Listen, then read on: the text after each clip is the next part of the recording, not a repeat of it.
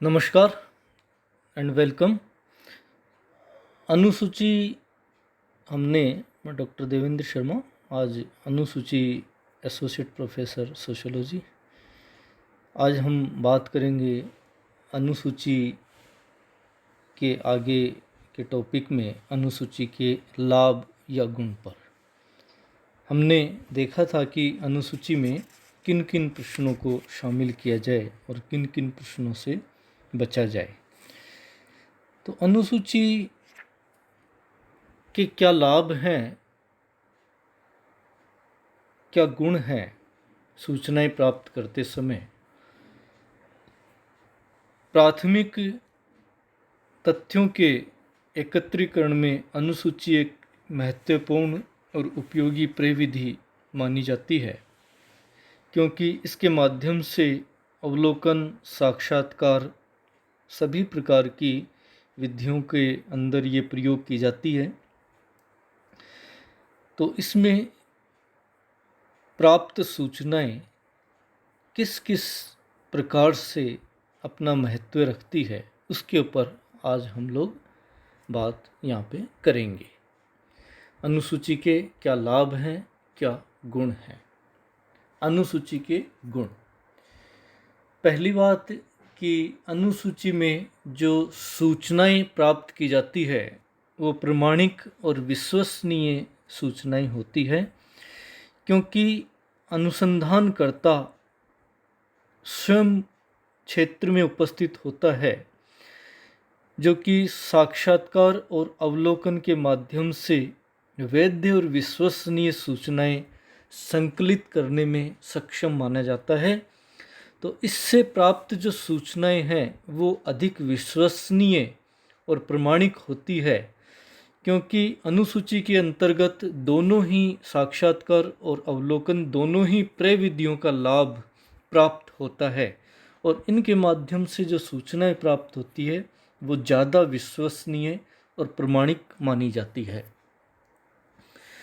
दूसरी बात इसमें की गई कि व्यक्तिगत संपर्क का लाभ अनुसूची के अंदर प्राप्त होता है, क्योंकि अनुसंधानकर्ता सूचनादाता के सामने व्यक्तिगत संपर्क स्थापित करके सूचनाएं प्राप्त करता है और आमने सामने के संबंध, घनिष्ठ संबंध स्थापित हो जाते हैं दोनों के बीच में।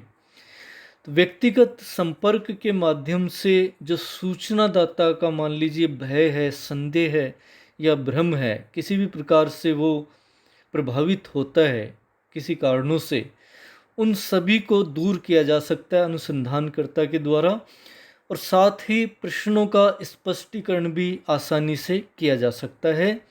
इसलिए जो व्यक्तिगत संपर्क का लाभ है वो अनुसूची के दौरान प्राप्त होता है और उससे जो प्राप्त सूचनाएं हैं वो ज़्यादा सटीक होती है। तीसरी बात की गई प्रलेखन की सुविधा, कि अनुसूची में तथ्यों को इकट्ठा करने में स्मरण शक्ति पर निर्भर नहीं होना पड़ता है, क्योंकि उसी वक्त प्रश्नों के उत्तर सूचनादाता से पूछ करके लिख लिए जाते हैं। साक्षात्कार के दौरान उसी समय उन सूचनाओं को लिख लिया जाता है। कुछ समय बाद में उन सूचनाओं को भूलने की संभावना हो सकती है, तो ऐसी स्थिति में कुछ सूचना या तथ्य छूट सकते हैं, लेकिन अनुसूची के अंदर ये कहा गया कि उसी समय लिखने की सुविधा होती है, तो सभी जो तथ्य हैं वो इकट्ठे हो जाते हैं। तो अनुसूची का ये लाभ हमें प्राप्त होता है सूचना अनुसूची के माध्यम से प्राप्त करने पर। नेक्स्ट ये कहा गया कि अनुसूची में अधिक प्रति उत्तरों की प्राप्ति होती है। प्रति उत्तर से तात्पर्य है सूचनादाता द्वारा जो प्रश्न किए जाते हैं सूचनादाता से अनुसंधानकर्ता के द्वारा और सूचनादाता के द्वारा उसके उत्तर दिए जाते हैं, तो उनका प्रतिशत अनुसूची में ज़्यादा होता है। इसका कारण क्या है? कि इसका कारण यह है कि सूचनादाता के सामने अनुसंधानकर्ता उपस्थित होता है और वह सूचना देने के लिए 100% सूचना प्राप्त करने के लिए सूचनादाता को प्रेरणा प्रदान कर सकता है कि इस प्रकार से यदि वो उत्तर देते हैं तो हमें ये लाभ मिल सकता है या ये समस्या हल हो सकती है। तो उसमें जो उत्तर प्राप्त करने का प्रतिशत है वो बढ़ जाता है। ये कहा गया कि ये सभी वर्ग के व्यक्तियों के लिए उपयुक्त होती है। सभी वर्ग के व्यक्ति से मतलब है, तात्पर्य है कि इसमें जो सूचनादाता कुछ शिक्षित हो सकते हैं, कुछ अशिक्षित हो सकते हैं, कुछ कम शिक्षित हो सकते हैं। तो क्षेत्र में सभी तरह के सूचनादाता हैं वो मिलने की संभावना होती है और अनुसंधानकर्ता उनके शिक्षा के स्तर के अनुरूप प्रश्नों को आयोजित करके उनका स्पष्टीकरण करके ये कहा गया कि उनसे सूचनाएं आसानी से प्राप्त कर सकता है। तो जब सभी प्रकार के सूचनादाताओं से सूचना प्राप्त करनी हो तो अनुसूची के माध्यम से सबसे अधिक उपयुक्त ढंग से सूचनाएं प्राप्त की जा सकती है। अन्य विधियों के माध्यम से सूचना प्राप्त करना, जिसमें कि हम प्रश्नावली की बात करें, तो उससे ये सूचना सभी प्रकार के सूचनादाताओं से प्राप्त नहीं की जा सकती है। अशिक्षित, कम शिक्षित, अधिक शिक्षित सभी प्रकार के सूचनादाता सूचनाएं प्रदान करते हैं अनुसूची के माध्यम से। नेक्स्ट ये कहा गया कि निदर्शन संबंधी दोषों का निवारण इसके अंदर आसानी से हो सकता है। निदर्शन इकाइयों के अंदर अप्रतिनिधित्वता का दोष नहीं आता है, क्योंकि प्रश्नावली के अंदर केवल शिक्षित व्यक्ति ही चुने जा सकते हैं। अशिक्षित व्यक्ति उन सूचनाओं को प्रदान नहीं कर सकते। प्रश्नावली को सूचनादाता को स्वयं लिखना पड़ता है। ऐसी स्थिति में जो क्षेत्र में उपस्थित अशिक्षित सूचनादाता है वो उसमें नहीं चुने जा सकते हैं और इस प्राप्त क्षेत्र के आधार पर प्राप्त सूचनाओं को पूर्णतया प्रतिनिधित्वपूर्ण नहीं कहा जा सकता, क्योंकि ये सभी सूचनादाताओं से संबंधित नहीं है और निदर्शन का प्रयोग इसमें रैंडमली हम लोग नहीं कर पाते हैं। ऐसी स्थिति में तो अनुसूची के अंदर शिक्षित और अशिक्षित दोनों प्रकार के सूचनादाता हैं वो चुने जाते हैं। तो ऐसी स्थिति के अंदर ये कहा गया कि जो निदर्शन संबंधी दोष है वो उसका निवारण अनुसूची में हो जाता है। सांख्यिकीय विश्लेषण में सरलता रहती है अनुसूची के अंदर, क्योंकि जो प्राप्त सूचनाएं हैं अनुसूची के माध्यम से वो क्रमबद्ध रूप में प्राप्त होती है।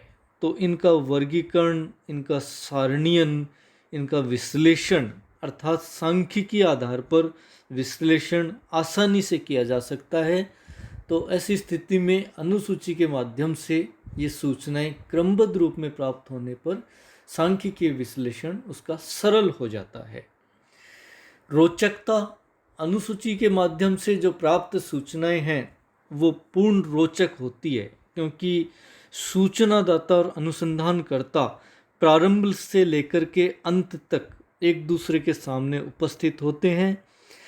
उनके बीच में जो पारस्परिक संबंध हैं वो मानवीय जीवंत संबंध स्थापित करते हैं और सूचनादाता से अनुसंधानकर्ता और अनुसंधानकर्ता से सूचनादाता कुछ न कुछ आपस में एक दूसरे से ग्रहण करते हैं। तो ऐसी स्थिति में जो सूचना प्राप्त करने की प्रक्रिया है वो सरल और रोचक बन जाती है। तो अनुसूची में सूचना बहुत ही रोचक ढंग से प्राप्त की जा सकती है। अस्पष्ट लिखावट से बचा जा सकता है। अनुसूची में प्रश्नावली में सूचनादाता स्वयं लिखता है। कई बार कुछ सूचनादाता ऐसे होते हैं जिनकी लिखाई समझना बहुत मुश्किल काम है। उस समय तो वे भी बता सकते हैं, लेकिन कुछ समय बाद में उन्हीं की लिखाई उन्हीं से पूछे तो उनको भी समझ में नहीं आएगी। कहावत है ना एक मारवाड़ी में कि आला बचे ना आपसे, सूखा बचे न कोई कबाब से। तो वो सूचनाएं इस ढंग से अस्पष्ट और अव्यवस्थित तरीके से लिखी जाए कि जो कि समझ में नहीं आए, तो ऐसी स्थिति में बहुत बारी समस्याएं सूचना प्राप्त करने में या उसमें समस्या आती है। लेकिन इसमें अनुसंधानकर्ता स्वयं सूचना लिखता है तो पूर्णतया स्पष्ट लिखावट और सभी सूचनाएं पूर्णतया उसको प्राप्त होती है। अनावश्यक तथ्यों से बचाव। अनुसूची में केवल अध्ययन विषय से संबंधित आवश्यक उपयोगी जानकारियां ही संकलित हो पाती है। अनावश्यक तथ्यों का संकलन उसके अंतर्गत नहीं हो पाता है। तो केवल महत्वपूर्ण सूचनाएं हैं वो ही अनुसूची के माध्यम से प्राप्त करना आसान होता है और अनावश्यक तथ्य इसमें ज़्यादा नहीं शामिल हो पाते हैं।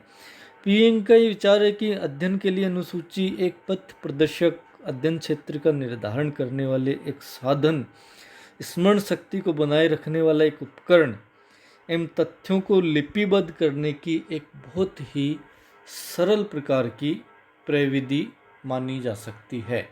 तो इस प्रकार से अनुसूची में ये लाभ हमें प्राप्त होते हैं प्राथमिक तथ्य एकत्रित करने के दौरान।